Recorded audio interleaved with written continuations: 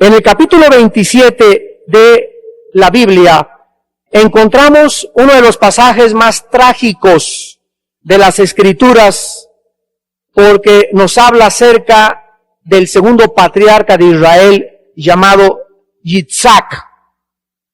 Cuando nosotros leemos la Biblia, principalmente el Génesis, debemos de recordar algo. Dios, como lo vimos, no nos ocultó ni lo va a ocultar jamás los pecados de los grandes hombres que él usó, sobre todo Abraham, que se le llama el padre de la fe. Y ahora vamos a ver de qué forma Dios tampoco nos oculta el pecado de Isaac, ni tampoco el pecado de Rebeca, ni tampoco el pecado de Esaú, ni el pecado de Jacob. ¿Qué es lo que estamos enfrentando en esta noche? Que estas personas no tenían la Biblia como la tenemos tú y yo. No conocían la voluntad de Dios como la conocemos tan perfectamente tú y yo. Ellos la única revelación que tenían o contacto con Dios es cuando Dios se les aparecía y la revelación vía transmitida del Padre al Hijo que cada quien iba recibiendo. Entonces ellos, ¿verdad? Desde este punto de vista, al no tener la Biblia, no tenían iglesia, no tenían más que de vez en cuando apariciones de Dios, nos es ahora un poco más fácil el poder tratar de emitir un juicio contra ellos y decir, bueno, pues si ellos hicieron eso, ¿qué se espera de mí? ¿Sabes una cosa? Que se espera 1000 veces más de ti que de Abraham, Isaac y Jacob y de mí también. ¿Por qué? Porque a nosotros se nos ha dado muchísimo. Y no solamente a ellos, sino aun cuando los judíos vivieron bajo la voluntad revelada de Dios, cuando en el monte Sinaí Dios hizo a Israel su pueblo del pacto, aún nosotros, los del Nuevo Testamento, se nos va a exigir 50 veces más. Porque dice en Hebreos 1:1, Dios habiendo hablado muchas veces y de muchas formas en otros tiempos a nuestros padres por los profetas, en estos tiempos nos ha hablado por su Hijo Jesucristo, a quien Dios constituyó heredero de todo y por quien asimismo hizo todo el universo, el cual, habiendo hecho la purificación de nuestros pecados, se ha sentado a la diestra del Padre, esperando, ¿verdad?, que algún día sus enemigos sean puestos debajo de sus pies. Entonces, nosotros tenemos no solamente ya la revelación bíblica, sino también el testimonio de Jesucristo encarnado, muerto, sepultado y resucitado. Así que estos hombres son los pioneros humanos en la relación con Dios. Y en esta noche vamos a ver de qué forma Isaac, conociendo la voluntad de Dios, quiso ignorar la voluntad de Dios, lo mismo que Esaú su hijo. El pecado de Rebeca y de Jacob fue de otra característica, como lo vamos a ver, pero es importante recordar en esta noche lo siguiente. Hay muchos de ustedes que quieren hacer la voluntad de Dios, pero a su manera. Quieres hacer la voluntad de Dios, pero también quieres hacer tu propia voluntad. Quieres decirle a Dios, Señor, quiero ser cristiano, pero por favor, no, dámela limitada. Si tú me revelas algo, Señor, que amenace mi vida o ponga mis intereses de por medio, Señor, yo no creo pueda hacer tu voluntad. Mientras yo sepa que lo que tú me dices lo puedo hacer, lo voy a hacer. Y cuando tú tienes esta actitud de que solamente quieres hacer lo que te conviene hacer, Dios ya no va a revelar su voluntad a tu vida. Dice en Juan 7 el Señor Jesucristo, el que quiera hacer la voluntad de mi Padre, conocerá si yo he hablado por mi propia cuenta. Entonces, un requisito indispensable para saber la voluntad de Dios es que en nuestro corazón estemos dispuestos a que una vez que la sepamos, la debamos hacer. Y Dios sabe solamente quién y quién no tiene esta actitud.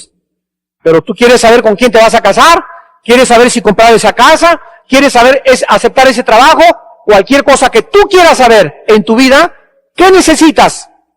Saber si viene del cielo, si es la voluntad de Dios. Porque si tú tomas esa decisión sin haber sido guiado por el Espíritu Santo, te vas a lamentar y vas a sufrir muchísimo en la vida. Y creo que ya todos hemos cometido demasiadas equivocaciones, hemos cometido demasiados pecados, ¿verdad? Y Dios nos lavó de su sangre en nuestra vida pasada para aún insistir en seguir haciendo nuestra propia voluntad. Ya basta el tiempo pasado para haber hecho lo que nos agradaba. Ahora tenemos que venir en una posición totalmente de rendición ante Dios. Señor, heme aquí para hacer tu voluntad. No importa el precio que yo tenga que pagar, no importa lo que tenga que sacrificar, no importa lo que me cueste, pero quiero hacer tu santa voluntad. Hasta que no lleguemos a este momento, vamos a lamentarnos y las consecuencias son gravísimas, como lo vamos a ver a continuación. Aconteció que cuando Isaac envejeció, Génesis 27:1, sus ojos se oscurecieron quedando sin vista, llamó a Esaú su hijo mayor y le dijo, hijo mío, y él respondió, heme aquí. Y él dijo, he aquí yo ya soy viejo, no sé el día de mi muerte. Toma pues ahora tus armas, tu aljaba y tu arco, y sal al campo y tráeme caza, y hazme un guisado como a mí me gusta, y tráemelo y comeré, para que yo te bendiga antes que muera. ¿Cómo pudo Isaac, habiendo conocido la voluntad de Dios, alterarla y tratar de actuar en su contra? Ustedes saben perfectamente bien que antes de que naciera Jacob y Esaú, hubo una profecía, ¿recuerdan?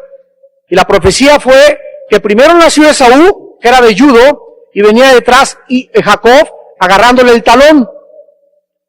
Y la profecía era que el menor iba a servir al mayor. O sea, regularmente, el primogénito era el que recibía la herencia y las bendiciones del padre.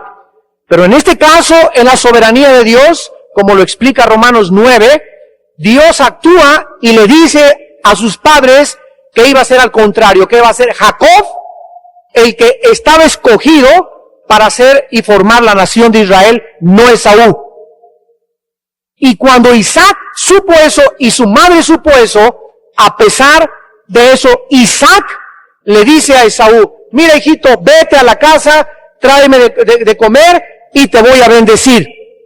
Es increíble que también Isaac haya sabido, como terminamos hace 8 días el estudio, que este bárbaro de Esaú no solamente despreció la primogenitura, no solamente era un cristiano carnal, apático, despechado de todo, sin querer tomar la responsabilidad espiritual de su familia, sino que se casa con 2 mujeres paganas, pisoteando totalmente la voluntad de su padre y despreciando a la familia, trayendo mal testimonio a su familia y no importándole Dios. Y a pesar de eso, Isaac es retratado como un padre apapachador.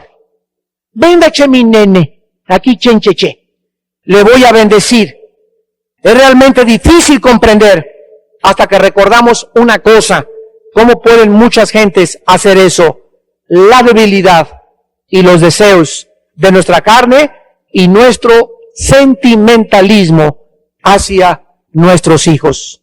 Estos deseos profundos de poseer a nuestros hijos, de retener a nuestros hijos, a pesar de que ellos puedan portarse mal o hacer lo que ellos quieran y guardarlos porque queremos que no se nos despeguen nunca de nosotros y nos da miedo castigarlos y disciplinarnos por el apego que tenemos a ellos, eso impide que Dios trabaje con sus vidas. Y el momento en que Dios muchas veces nos dice, préstame a tu nene, préstamelo 3 semanas o 1 mes o 2 meses y déjamelo allá afuera, darle 2 que 3 lecciones a tu nene. Déjamelo sin el biberón allá afuera para que veas nomás cómo le va a ir a tu nena. Y cuando nosotros entendemos que no son nuestros hijos, sino que son prestados. Y el momento que tienen que entregarse a su destino y los tenemos que ayudar a encontrar su destino y entregárselos a Dios. Y que ya Dios haga con ellos lo que quiera. Ya no podemos cambiarlos después de los 13, 14 años. No podemos golpearlos, no podemos meterlos a la cárcel, no podemos amarrarlos, no podemos forzarlos a que reciban a Cristo. es que hay que entregarlos a su destino. Lo que no hiciste cuando eran niños va a ser 5 veces más difícil que tú lo hagas cuando ya son jóvenes o están en la pubertad. Isaac hizo la voluntad suya y no la de Dios. Sabía que era la voluntad de Dios bendecir a Jacob, pero él planeó dársela a Esaú. Vemos que también actuó en secreto. Llamó solamente a Esaú, no llamó a Jacob, ni llamó a Rebeca su esposa, sino que actuó en secreto, lo que indica que él sabía perfectamente bien que estaba actuando de mala manera. Cuando actuamos en secreto y cuando hacemos las cosas a escondidas, eso implica abiertamente de que estamos actuando en contra de la voluntad de Dios. En Jeremías 16:17, el profeta escribió: mis ojos, dice el Señor, están sobre todos tus caminos, los cuales no se me ocultaron, ni tu maldad se esconde de la presencia de mis ojos. Qué absurdo y qué locura es creer que podemos escondernos y hacer cosas sin que nadie lo sepa, pero hay un Dios en los cielos, nuestras vidas están abiertas y desnudas delante de su vida. Isaac le sugiere a su nene, en el versículo 2, diciéndole: ya soy viejo, no sé el día de mi muerte. O sea, le estaba sugiriendo que el tiempo ya era muy corto. Isaac tenía aquí 137 años de edad, lo cual implica que su nene, Esaú, tenía 77 años de edad. Y vean ustedes hasta dónde puede llegar el apapacho de un padre que puede tener al hijo, ¿verdad?, semejante, y le dicen Bin Laden al hijo todavía ahí en la escuela, y semejante grandulón, ¿verdad?, y semejante hija ya, pero es un nene, y notamos también que Isaac estaba ciego, por lo que quiso acelerar las cosas, porque sabía que en cualquier momento podía morir, pero se equivocó gravemente, porque después de aquí todavía vivió 40 años más. 40 años más. Murió de 177 años, de acuerdo a Génesis 35, 28 al 29. Entonces ya hacen una fiesta entre él y su hijo, la celebran. Y vemos que en el versículo 5 en adelante, Rebeca estaba oyendo el plan maquiavélico de Isaac de traer a su hijo y bendecirlo a escondidas, y Rebeca entonces corre y le avisa a Jacob, su hijo: ¿sabes qué, Jacobito? Que tu papá está planeando bendecir a tu hermano mayor. Rebeca sabía perfectamente bien que iba en contra de la voluntad de Dios, y ella, ¿qué tenía que hacer como esposa? ¿Podía ella detener a su esposo? ¿Pero de qué manera? Si Isaac bendecía a Esaú, la voluntad de Dios para Jacob se acabaría, y no habría 12 tribus de Israel, no habría nación de Israel, no habría una línea generacional que siguiera desde Abraham. ¿Cuál era el papel de Rebeca? Ella comenzó entonces a planear en sus propios esfuerzos humanos algo para disque ayudarle a Dios. Dice el versículo 6 al 7 que entonces le habló a Jacob y le dice: he hablado lo que tu padre está diciendo, tú tráeme la casa, etcétera, etcétera, y comienza a desarrollar un plan. Versículos del 8 en adelante. Rebeca, convencida de que su plan era justo para que la voluntad de Dios se hiciera, entonces le dice a su hijo: ve y caza al campo un animal, ponte estas pieles y acércate a tu papá. Y como tu papá está ciego, y la voz no la distingue ya tampoco muy bien, te va a tratar de tocar, y como tú eres lampiño y tu hermano Esaú es muy velludo, con estas pieles tu papá no va a distinguir quién es quién y te va a confundir, y entonces te va a bendecir a ti.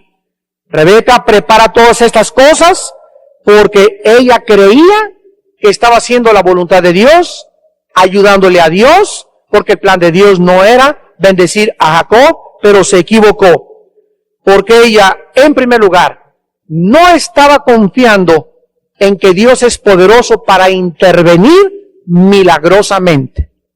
Y así pasa con nuestras vidas. No es que la voluntad de Dios es que yo me case, ya tengo 25 años, ya tengo 30 años. La voluntad de Dios es que yo compre esa casa, y realmente la voluntad de Dios sí puede ser esa. Pero no necesariamente puede ser el tiempo de Dios para que tú te cases, o el tiempo de Dios para que vendas esa casa, o el tiempo de Dios para que hagas ese viaje. Entonces no solamente nos tiene que bastar, es la voluntad de Dios o no es la voluntad de Dios, sino si es la voluntad de Dios, escúchenme, tiene que ser a la manera de Dios.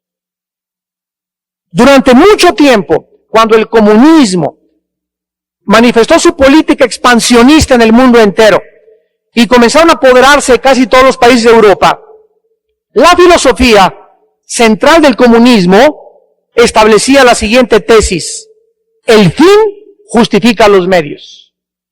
Y esta filosofía, esta frase, el fin justifica los medios, ha entrado a la iglesia. Y hay muchos cristianos que dicen, bueno, Dios quiere salvar las almas, ¿no? Bueno, vamos a rentar este estadio, vamos a hacer estas cosas. Y es verdad que Dios, el fin es salvar las almas, pero si no lo hacemos en el tiempo de Dios y a la manera como Dios lo dice, entonces nos equivocamos y lo vamos a lamentar. Quiero que me vayan entendiendo. Muchas personas dicen, Dios quiere que tengamos un terreno para comprar la iglesia, pues vamos a pedir prestado. Ahí ya no es el camino de Dios, porque la Biblia dice, el que pide prestado es siervo de aquel que le presta. Entonces no es la voluntad de Dios que nos endroguemos nunca si no podemos. Evita las deudas, evita pedir prestado. Es mejor comer tus chicharroncitos, tus totopitos y qué chicharrón, y frijoles, y etcétera, etcétera. El hermano no recomendó el chicharrón para nada. A endrogarte y querer adelantarte y querer apresurarte y querer acelerarte y ayudar a Dios a hacer las cosas. Decía el gran hombre de Dios George Mueller en Bristol, Inglaterra, que fue un director de un orfanatorio para 2,000 niños. Y saben ustedes que diario George Mueller oraba para que hubiera la provisión de Dios para alimentar a 2,000 niños. Él nunca, ni a los reyes ni a nadie les pidió dinero. Jamás. Porque ningún siervo de Dios le puede pedir nunca dinero a nadie. Para prestado, que préstame aquí, préstame para acá, para nada. Y él escribió esto en su libro, en su biografía: la obra de Dios, hecha a la manera de Dios, tiene la bendición de Dios. Otra vez, la obra de Dios, número 1, hecha a la manera de Dios, tiene la bendición de Dios. Esto es absolutamente lógico, porque si hay algo que es de Dios, pues tiene la bendición de Dios. Y si la bendición de Dios está sobre tu vida, sobre tu familia, sobre nuestra iglesia, sobre mi vida, entonces se va a hacer esa obra. ¿Por qué? Porque es Dios el que está en medio. Dice el Salmo 126, si Jehová no edificare la casa, en vano trabajan los que la edifican. Si Jehová no vela, en vano vela la guardia. Si Él no te cuida, contrata de ti guaruras, todos los grados de protección a tu coche. Si Dios no te cuida, aunque traigas protección blindada, aunque traigas guaruras, el que te toca, te tocó. Así que es Dios el que está detrás de todas estas cosas. Rebeca está equivocada también en planear y tratar de hacer la voluntad de Dios antes de tiempo. Y en tercer lugar, se equivocó al guiar a su hijo Jacob a mentir y a engañar a su propio padre. Ahora, el pecado de Jacob, en el versículo 18 al 29, es muy obvio, porque Jacob también, ¿verdad? El otro nene, el chico grandulón de 77 años también, y claro que sí, ¿verdad? Sigue el plan de su madre al pie de la letra. ¿Se acuerdan de Abraham también cuando le dijo Sara? Oye, ahí está la sirvienta, ¿no te echas un clavado con ella? Pero ni chistó Abraham. Pero ni siquiera, ¿verdad? ¿Cómo no, mi amor? Dice el Señor que te obedezca. Y así vemos a estos seres humanos en el libro del Génesis actuando al pie de la letra cuando les convenía, y miles de años después, en la época que vivimos, muchos siguen actuando, pero con mayor responsabilidad. Vemos nosotros pues que Jacob se hace pasar por su hermano Esaú, versículo 21 al 25, y se pone las pieles que su mamá le dice, se acerca con su papá, y le dice el papá, acércate, versículo 21, te voy a palpar. Él se acerca, le oye la voz, y ve las manos de Esaú. No le conoce al principio porque sus manos eran vellosas, como las manos de Esaú, pero finalmente le bendice. Jacob acepta la bendición de su papá de una manera equivocada. La bendición de Isaac incluía bendiciones materiales. Versículo 27. Jacob se acercó y le besó, y olió a Isaac el olor de sus vestidos, y le bendijo diciendo, mira el olor de mi hijo, como el olor del campo que Jehová ha bendecido. Dios pues te dé el rocío del cielo, y de las grosuras de la tierra, y abundancia de trigo y de mosto. La bendición incluía, repito, bendiciones materiales. La bendición incluía bendiciones políticas. Versículo 29. Sírvante pueblos y naciones se inclinen ante ti. Sé Señor de tus hermanos y se inclinen ante ti los hijos de tu madre. Incluía también bendiciones familiares. Y finalmente incluía la promesa que Dios le hizo a Abraham en Génesis 12:2. Malditos los que te maldijeren y benditos los que te maldijeren. De manera asombrosa observamos que Isaac no le da la bendición de la semilla prometida. Miren ustedes cómo es Dios.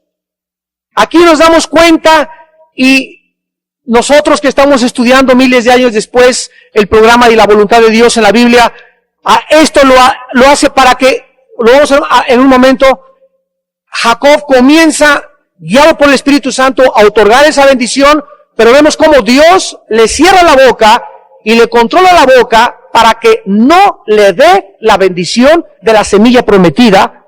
¿Por qué? ¿Por qué no se la da?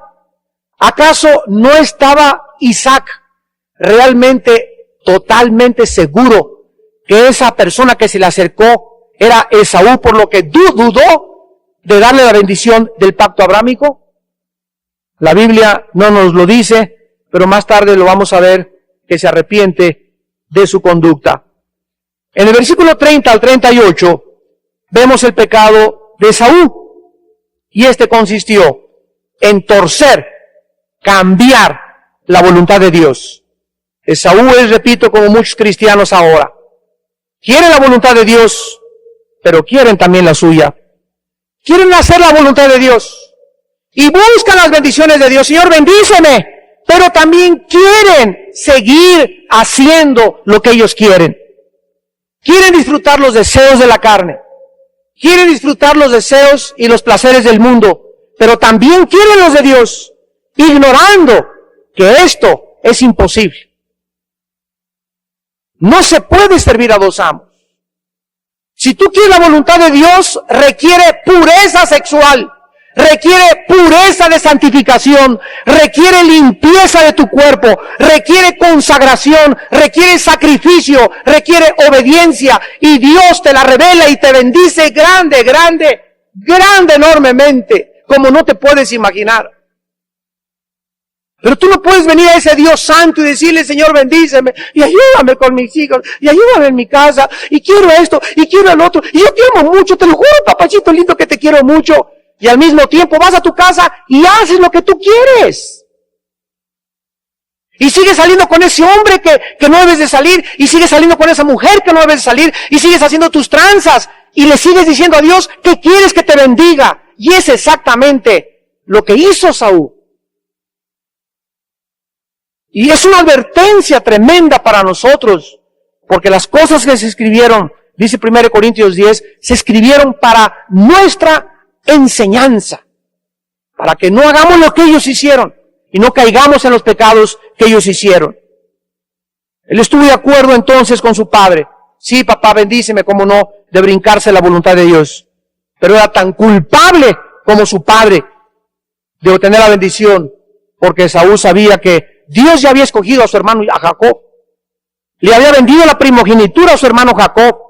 A él le interesaban más los deportes y los placeres y los asuntos familiares que las cosas espirituales de la familia. Se había casado con 2 mujeres paganas y otra vez lo descalificaba para ser el líder espiritual de su casa. Pero Esaú quiso ignorar todos estos hechos. Estaba endurecido, estaba insensibilizado. En ese momento, cuando su padre le llama para bendecirle, él accede de una manera insensata y deshonesta. Dice el versículo 32, entonces Isaac, su padre, le dijo, ¿quién eres tú? Él le dijo, yo soy tu hijo, tu primogénito Esaú. Y dice la Biblia, y se estremeció Isaac grandemente. O sea, en ese momento comenzó a temblar fuertemente Isaac, y vamos a ver que fue el resultado de la convicción que en ese momento el Espíritu Santo ponía en su espíritu. Y comenzó a temblar y le dice, ¿quién es el que vino aquí? Que trajo casa y me dio. Y comí de todo antes de que tú vinieses. Yo le bendije y será bendito. Y ahí en ese momento cuando él dice, yo le bendije y será bendito, Isaac ya estaba bajo la convicción, y aunque su hijo Esaú le decía, papá, yo soy Esaú, Isaac sabía en ese momento que él había actuado deshonestamente delante de Dios. Dios le detenía en ese momento de vengarse contra Jacob y Rebeca y de revertir la bendición de Esaú. Dios actuaba en su corazón con juicio, mostrándole que estaba poniendo en peligro la línea de la promesa de la semilla prometida a Abraham. ¿Cómo sabemos todo esto? Porque él mismo tomó la decisión de que la bendición permaneciera en Jacob. Versículo 33, yo le bendije y será bendito. Pero vemos nosotros que Esaú, al rehusarse a aceptar el llamado que Dios había tenido para su vida, quebrantado Esaú emocionalmente, le pregunta a su padre si por ahí no le quedaba entre sus cachivaches otra bendición. Pero dice el versículo 36, y Esaú respondió, bien llamaron su nombre Jacob, pues ya me ha suplantado 2 veces. Se apoderó de mi primogenitura, he aquí ahora ha tomado mi bendición. Y dijo, ¿no has guardado bendición para mí? Isaac respondió y dijo a Esaú, he aquí que yo le he puesto por señor tuyo, y le he dado por siervo a todos sus hermanos. De trigo y de vino le he provisto. ¿Qué pues te haré a ti ahora, hijo mío? Y Esaú respondió a su padre, ¿no tienes más que una sola bendición, padre mío? Bendíceme también a mí, padre mío. Y alzó Esaú su voz y lloró. Vemos nosotros que un hombre como Esaú, quebrantado, dándose cuenta que todo lo que había hecho en el pasado, ahora sus pecados le alcanzaban. Y que a pesar de que él creía que pudo haber engañado a su padre y venirle a decir, padre, es que me robó la bendición mi hermano, por favor bendíceme a mí, porque yo soy el primogénito, y él sabía todo lo malo que él era. Vayamos al libro de Hebreos capítulo 12 y veamos la advertencia del Espíritu Santo ante una actitud de muchos que inclusive lloran. Padre, bendíceme, por favor. Ahora sí salva mi casa.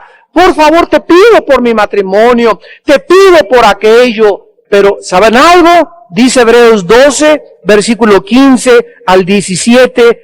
Miren bien. No sea que alguno deje de alcanzar lo más grande que podemos recibir, que es la gracia de Dios. Que brotando alguna raíz de amargura, ¿qué cosa? Os estorbe y por ella muchos sean contaminados. ¿Dónde notaron ustedes la amargura en Esaú? En este último versículo que leímos. En la forma como se expresó de su hermano. Bien sabía que él, su nombre significa suplantador. Una persona amargada despotrica. Una persona amargada saca lo que por meses o años ha guardado en su corazón, y en el momento oportuno sale afuera todo nuestro vómito. todo ese veneno que has guardado y guardado sale a relucir tarde o temprano, revelando tu condición interior delante de Dios. Y esta amargura es un estorbo de acuerdo a Hebreos 12:15, y además por ella muchos son contaminados. Esta actitud que tú tienes de resentimiento, de rencor, de falta de perdón, es contagiosísima. Es contagiosísima. De los pocos pecados que el Nuevo Testamento menciona que contaminan, es la amargura. Tú estás y vives cerca de una persona amargada, te amarga. Así te contamina. Versículo 16, no sea que haya algún fornicario o profano como Esaú, que por una sola comida vendió su primogenitura. Versículo 17 es tremendo, porque ya sabéis que aún después, lo que acabamos de leer, deseando heredar la bendición, fue desechado. Y no hubo oportunidad para el arrepentimiento, aunque la procuró con lágrimas.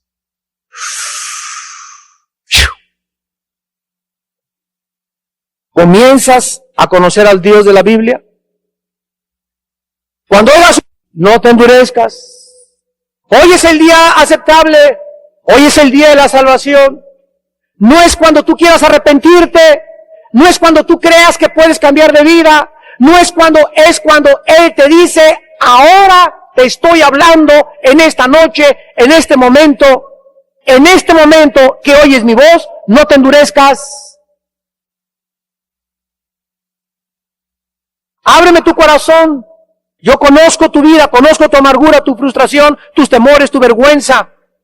Todo lo que tú tienes lo conozco, yo, dice el Señor. Ábremelo, sácamelo, confiésalo, y yo te lavaré y te limpiaré y te restableceré, porque si tú lo sigues manteniendo, vas a contaminar. Mi gracia no vendrá a tu vida, y cuando quieras arrepentirte, se acabó la oportunidad, porque no es cuando queremos, es cuando Él nos dice, hoy es el día que quiero lavarte. Regresamos a Génesis.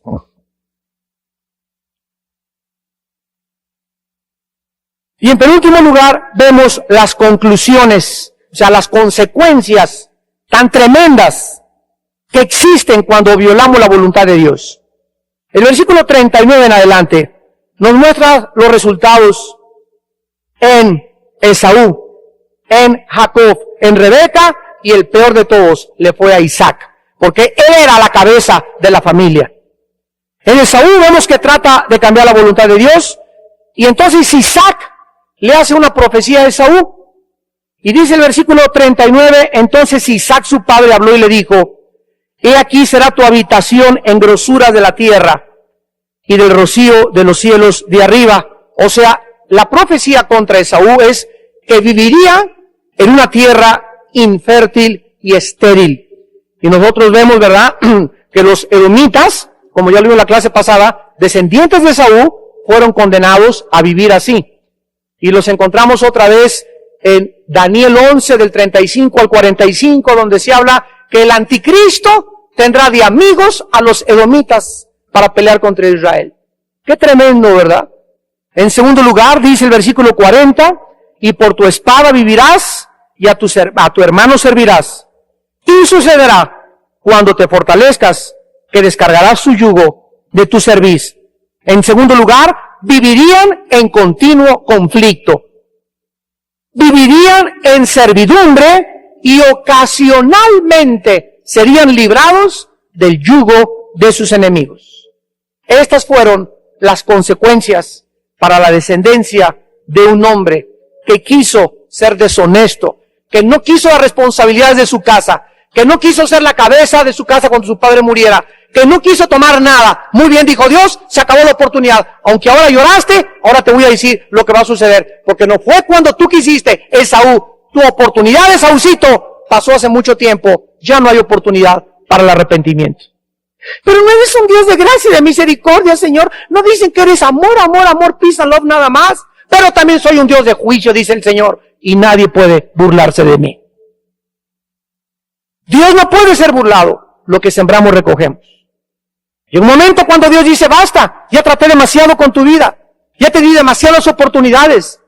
Ahora quiero decirte lo que viene sobre tu vida. Juicio, servidumbre, infertilidad y vaciedad. En el versículo 41 y 42 vemos los resultados sobre Jacob. Y aborreció Esaú a Jacob por la bendición con que su padre le había bendecido, y dijo en su corazón, llegarán los días del luto de mi padre, y yo mataré a mi hermano Jacob. Y fueron dichas a Rebeca las palabras de Esaú y su hijo mayor. Imagínense ustedes, hermanos, para una madre lo que es escuchar esto. Que un hijo quiera matar a tu otro hijo. Y ella envió y llamó a Jacob su hijo menor y le dijo, he aquí Esaú tu hermano se consuela acerca de ti con la idea de matarte. Vemos que comienza la contención, la envidia, la amargura de Esaú contra Jacob, por lo que comenzó también la división de una familia que había comenzado bien con Dios. ¿Cuántas familias cristianas que nos están escuchando ahorita han comenzado bien y les iba muy bien y tenían devocionales y han permitido? Siempre comienza con el padre, siempre comienza con la cabeza espiritual. La división, cuando Él permite pleitos en los hijos, cuando es apapachador, cuando no castigamos, cuando no llamamos la atención, siempre comienza Dios con nosotros, los varones. Y podemos ver enfrente de nosotros cómo se nos va nuestra familia. Y ya un hijo quiere matar al otro y vamos a tener que mandar al otro fuera de otro país. Y nos damos cuenta como padres que nos volvemos a quedar solos. Porque no se puede jugar con las bendiciones de Dios. Todos los resultados de su pecado no se perciben aquí, los de Jacob. Pero vamos a verlo en la próxima clase, en el capítulo 28 de Génesis. Los grandes sufrimientos y la pérdida de su influencia y de su testimonio que había disfrutado. Él sirvió, Jacob, más tarde a su tío Labán, 20 años recogiendo la cosecha que sembró en su hermano Esaú, y sus mismos hijos de Jacob, como lo vamos a ver más tarde, atravesaron también su propio corazón. Lo que él hizo con su padre, y sus hijos lo hicieron también con él. Resultados de Rebeca, versículo 43 al 45. Ahora pues le dice Rebeca, hijo mío, obedece a mi voz.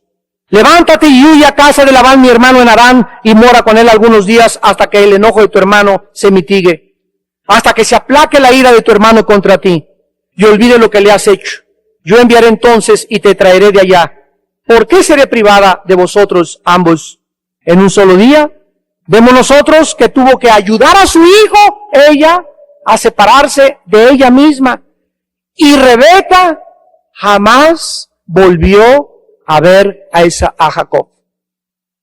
Cuando Jacob quiso regresar, su madre ya había muerto. Esta era la última vez que Rebeca veía a su hijo Jacob, porque murió antes de que él regresara. Perdió el amor y la confianza y el afecto de su otro hijo Esaú. Dice el versículo 45, hasta que se aplaque la ira de tu hermano contra ti y olvide lo que le has hecho. Enviaré entonces y te traeré de allá, porque seré privada de vosotros ambos en un solo día. Fue forzada a engañar otra vez a Isaac, al inventar una excusa para que decirle a su esposito, pues fíjate que Jacobito, yo no quiero que se case como nuestro otro hijo con Esaú, con mujeres paganas, vamos a mandarlo con nuestra familia, para que allá con mi tío Labán, con su tío Labán, pueda iniciar una nueva vida. Le estaba mintiendo otra vez a su esposo por salvarle la vida a Jacob. La verdad era que Esaú quería matar a Jacob. Usó el matrimonio de Esaú, dice el versículo 46, y dijo Rebeca a Isaac, fastidio tengo de mi vida a causa de las hijas de Ed. Si Jacob toma mujer de las hijas de Ed, como estas de las hijas de esta tierra, ¿para qué quiero la vida?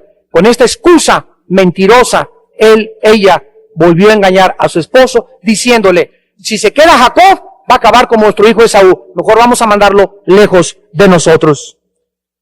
En el capítulo 28, vemos la primera consecuencia por el pecado de Isaac. Dice en el versículo 1, entonces Isaac llamó a Jacob y lo bendijo y le mandó diciendo, no tomes mujer de las hijas de Canaán. Levántate, ve a Padán Aram, a casa de Betuel, padre de tu madre, y toma allí mujer de las hijas de Labán, hermano de tu madre. Y el Dios omnipotente te bendiga y te haga fructificar y te multiplique. Vemos nosotros que él tiene que forzar a su hijo a que se vaya a otro lugar a vivir. Desde luego que él era el más culpable, repito, de toda la familia, porque se supone que él era la cabeza espiritual de todos y él fue quien comenzó todo. Ahora tendría que recoger lo que sembró. Una tragedia horrible. Su hijo bendecido tenía que escapar de su casa a otra región lejos de él. Le instruye a que no se mezcle con mujeres paganas, le da la bendición del pacto abrámico y dice el versículo 5, así envió Isaac a Jacob, el cual fue a Padán Aram, a Labán hijo de Betuel, arameo hermano de Rebeca, madre de Jacob y de Esaú. Finalmente sufre el dolor de ver a su hijo alejarse para él para siempre. La segunda consecuencia de su pecado fue que su hijo Esaú comenzó a sentirse rechazado y inseguro porque él buscaba la aprobación de su padre. Dice el versículo 6, capítulo 28, y vio Esaú como Isaac había bendecido a Jacob y le había enviado a Padán Aram para tomar mujer de allí, que cuando le bendijo le había mandado diciendo, no tomes mujer de las hijas de Canaán, y que Jacob había obedecido a su padre y a su madre y se había ido a Padán Aram. Vio asimismo Esaú que las hijas de Canaán parecían mal a Isaac su padre, y se fue Esaú a Ismael. Imagínense nada más, ahora va Esaú con el hermano de su tío Abraham, y toma para sí otra mujer, Mahalat, hija de Ismael, hijo de Abraham, hermana de Nebaiot, además de sus otras mujeres. Esaú siempre había sido el hijo favorito de Isaac, pero ahora, desde que Isaac había rehusado bendecirle, comenzaría a sentirse rechazado por su padre. Esaú descubre que a su hermano Jacob lo enviaban lejos porque su madre escuchó que él lo quería matar y le habían aconsejado que no se casara con mujeres paganas. Entonces Esaú pensó, por eso mi padre me rechazó, porque me casé con mujeres paganas, entonces voy y me caso con una de la familia, y fue a sacarle una hija a Ismael, el hijo de Abraham, para casarse con ella y así poder estar buscando comprarse el favor de su papá. ¿Cuántos de nuestros hijos se creen obligados a que para agradarnos tienen que buscar nuestro favor? Lo que sucede después es una escena patética. Esaú intenta la aprobación y bendición de su padre, siguiendo el ejemplo de su hermano Jacob, va con Ismael, el hijo de Abraham, se casa con sus hijas, pensando que esta acción agradaría a su padre.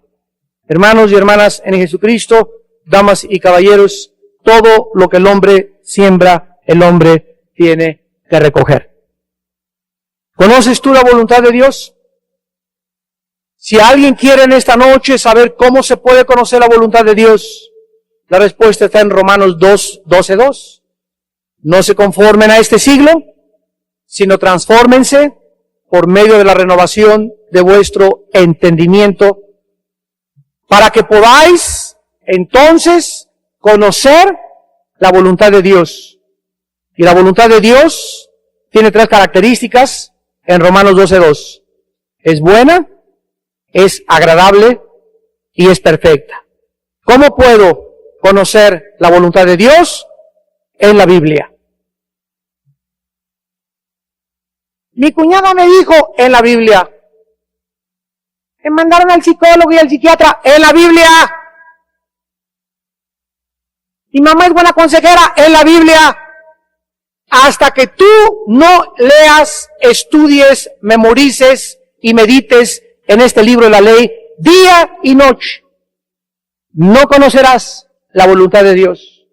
Les dije este domingo en el mensaje, una vez llegó una señora y me dijo que le decían la Débora de la colonia Roma, que era profeta.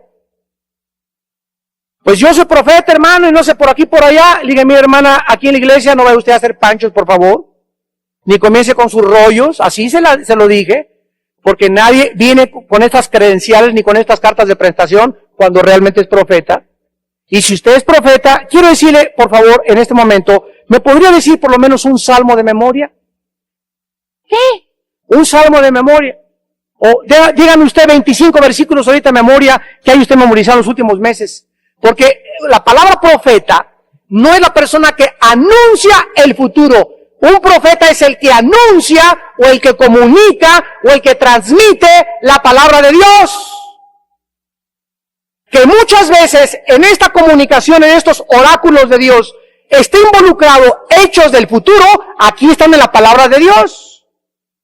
Pero la palabra profeta no implica realmente que todo lo que se diga sea hacia el futuro, sino la persona que habla y comunica, transmite la palabra de Dios. Ese es un profeta.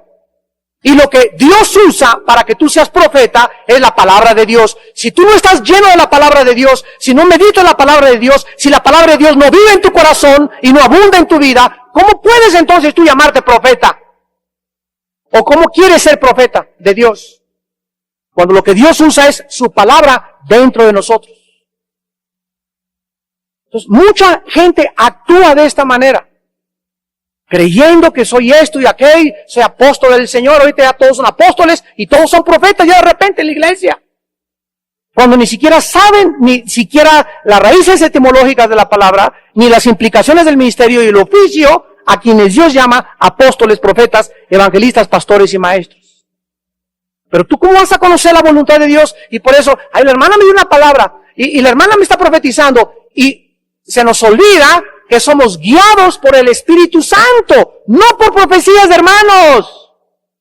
Las profecías de los hermanos, bienvenidas y gloria a Dios por ellas, nos confirman lo que ya Dios me había dicho antes. Dios trata con mi corazón, dice en la noche, medita en tu vida, estando en tu cama, medita, tu conciencia te enseña, y llego el otro día, y una hermana me da una palabra, y confirma lo que Dios me está hablando. Yo sé que esa palabra es de Dios y que es algo que Dios le está usando a esa persona o a ese hermano. Pero cuando alguien me dice, el Señor dice que vas a ser el más grande de los predicadores y que te vas a ir por acá y que y vas a tener gemelos cuando nazcan y te va a pasar estas cosas, tenemos que desconfiar de estas cosas. Porque Dios no nos guía de esa manera, nos guía paso por paso, luz por luz, escalón por escalón. Si tú comienzas a dejar que tu vida sea guiada por estas tantas miles de cosas que te aconsejan y que te dicen que son profecías, nunca conocerás la voluntad de Dios, porque para conocer la voluntad de Dios se requiere la mente transformada y renovada. Romanos 12:2. Y ahí lo dice, para que compruebes cuál sea la buena voluntad de Dios. Y Dios me dice esta noche, mi voluntad, Armando, para ti es buena. O sea, ¿qué puede el Dios que dio su vida por mí? ¿Cómo puede tener en su voluntad algo malo para mí? Dios es bueno. Dios es un Dios bueno, el diablo es un diablo malo. Siempre recuerda esto. Dios es bueno, el diablo es un diablo malo. La voluntad, el plan que Dios tiene para mi vida es bueno. En segundo lugar, es agradable, me va a gustar. El llamado que Dios nos hace es un llamado a la honra, vida y prosperidad. Es la remuneración, dice Proverbios, de la humildad y el temor de Dios.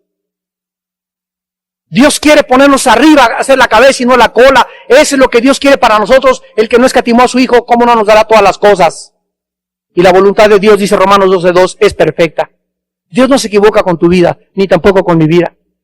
Pero tú tienes que rendirte a sus brazos, a su dirección, para que Él pueda moldearte y encaminarte, pero tú tienes que ser sueltito y ya no estar luchando. No, Señor, esto no, esto sí, no, te ríndete totalmente, Señor, haz conmigo lo que tú quieras, Señor. Heme aquí para hacer tu voluntad, oh Dios, decía el rey David.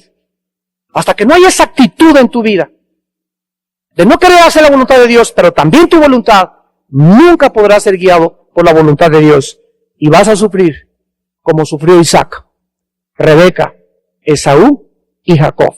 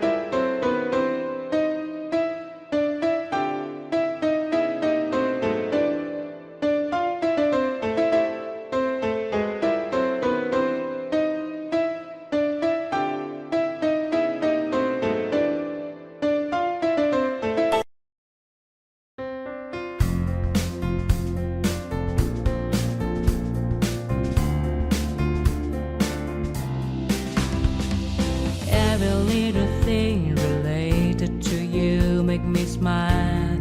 I know you are doing hard work to make things possible.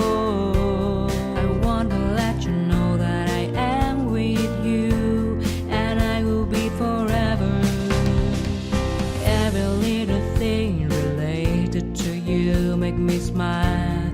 I know you are doing hard work to make things possible. I want to let you know that I am with you, and I will be forever. When you talk, I want to listen to you for hours. When you are there beside me, I feel like looking at you all the time. My love for you will never really change. Just want to tell you that you mean a lot to me.